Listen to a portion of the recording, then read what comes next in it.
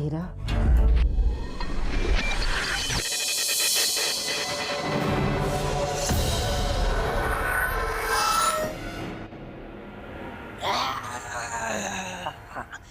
ಸಂಯುಕ್ತ,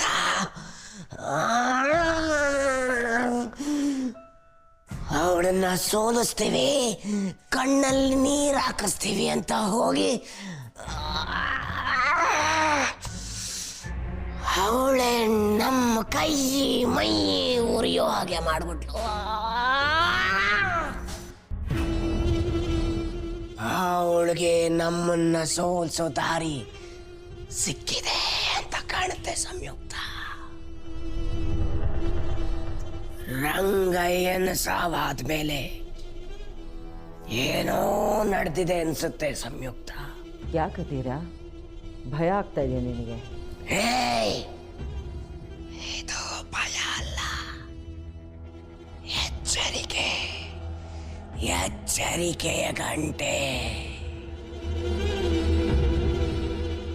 ಪ್ರಪಂಚದಲ್ಲಿ ನಮಗೆ ಒಳ್ಳೇದಾಗ್ಲಿ ಅಂತ ಯೋಚನೆ ಮಾಡು ಒಂದು ಜೀವ ಕೂಡ ಇಲ್ಲ. ಎಲ್ಲ ನಮ್ಮನ್ನ ನಾಶ ಮಾಡಕ್ಕೆ ಹುಟ್ಕೋತಾರೆ.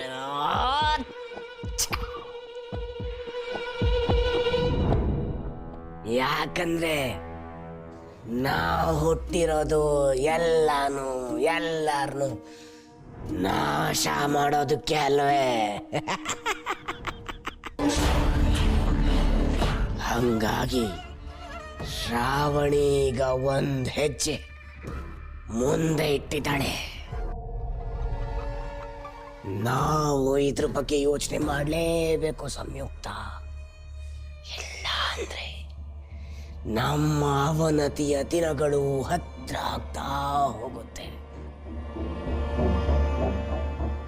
ನೀನು ಹೀಗೆಲ್ಲ ಮಾತಾಡ್ತಿದ್ಯಾ ಅಂದರೆ ನಿನ್ನಲ್ಲಿ ಭಯ ಕಾಣಿಸ್ತಾ ಇದೆ ನನಗೆ ಅಧೀರ.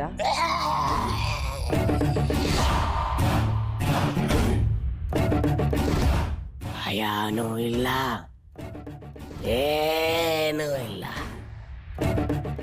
ನೋಡು, ಈಗ ನಾನು ಧೈರ್ಯವಂತನ, ನೀನು ಧೈರ್ಯವಂತೆಯ ಅಂತ ಸವಾಲು ಮಾಡೋಕೆ ಸಮಯ ಇಲ್ಲ.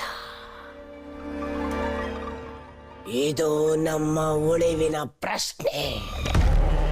ಹಾಗಾಗಿ ನಾನು ಒಂದು ಯೋಚನೆ ಮಾಡಿದ್ದೀನಿ. ಏನು ಯೋಚನೆ ಮಾಡಿದ್ಯಾ?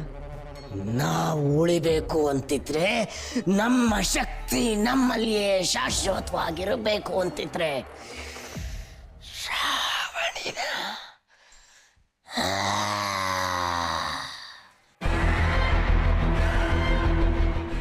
ಅವಳು ಸತ್ರೆ ನಮಗೆ ಯಾವ ಆತಂಕನೂ ಇರಲ್ಲ.